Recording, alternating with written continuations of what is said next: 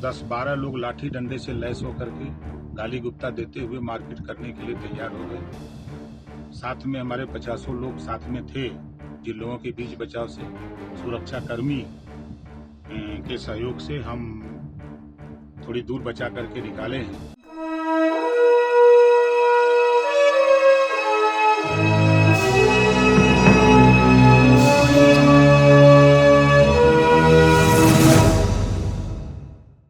Samajwadi party से लेकर राजद और शिवसेना पार्टी से लेकर आम आदमी पार्टी तक, यहां तक कि टीएमसी और बसपा तक को एक करने के लिए, एकत्रित करने के लिए पूरी तरह से बीजेपी के खिलाफ जंग के मैदान पर उतर चुके हैं।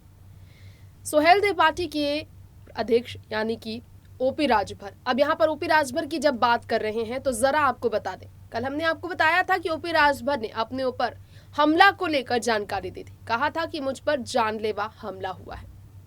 हम आपको वीडियो जरूर दिखाएंगे जिसमें ओपी राजभर ने खुलकर कहा कि मुझ पर जानलेवा हमला हुआ। लेकिन इससे पहले आपको बता दें कि ओपी राजभर ने जो इस तरह के स्टेटमेंट कल दिए थे, इससे ठीक बाद 24 घंटे गुजरे नहीं कि ओपी राजभर पर एक केस दर्ज हुआ है, यानी कि उन्हें जेल भेजने की तैयारियां कर दी गई है। योगी सरकार को चुनौती देना ओपी राजभर पर बहुत ही बड़ा नुकसानदायक साबित हो गया है।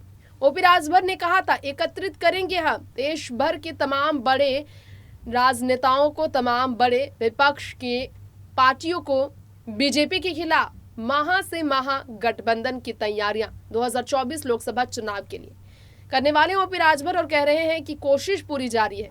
सीएम उद्धव से लेकर ममता बनर्जी से लेकर अरविंद केजरीवाल से लेकर मायावती, सबसे मुलाकात, यहाँ तक कि तेजस्वी यादव से मुलाकात की चर्चा उन्होंने की।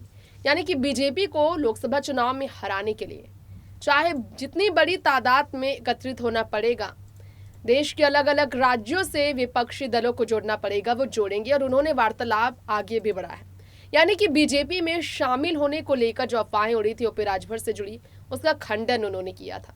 अब अपर्णा यादव बीजेपी में शामिल हुई हैं और शिवपाल का बीजेपी में जाने को लेकर लगातार कारण बना हुआ है कि अखिलेश से वो नाराज है। इसके बावजूद बीजेपी में शामिल होने के बिल्कुल खिलाफ, बीजेपी में शामिल होने वालों के खिलाफ ओपी राजभर ने चुनौती दी है, जिसका नुकसान उन्हें हो गया है। केस दर्ज उन पर हुआ है।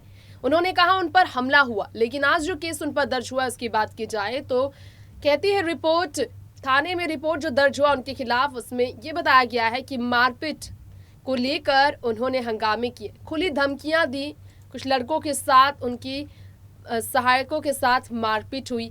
यानी कि ओपी राजभर जो है कानून का उल्लंघन कर रहे थे। यूपी में एक गांव में बैठे हुए थे, घर के बीच, लोगों के बीच, और वहां पर उन्होंने सफाई दे दी थी कल कि उनके साथ मारपीट करने की कोशिश की गई, उनकी जान को खतरा था। और इसके बाद अब उन्हीं पर केस दर्ज हो गया है, तो उन्हें ही जेल भेजने की तैयारियां, उनके राजनीतिक सफर पर कानून का शिकंजा कसने की तैयारियां सीएम योगी की सरकार कर रही है जोरों शोरों से। तो आइए अब जानते हैं कि ओपी राजभर ने क्या कहा था, जो उनका डर बोल रहा था साफ तौर पर। देखिए ये स्पेशल रिपोर्ट। आज मैं अपने साथियों के साथ अपने विधानसभा जहूराबाद गाजीपुर में गांव सभा गोसलपुर पहदरिया में एक दरवाजा करने के लिए, मृतक परिवार था, उसके शोक संवेदना व्यक्त करने के लिए मैं उसके दरवाजे पर गया, बैठा बातचीत कर ही रहा था कि 10-12 लोग लाठी डंडे से लैस होकर के गाली गुप्ता देते हुए मारपीट करने के लिए तैयार हो गए।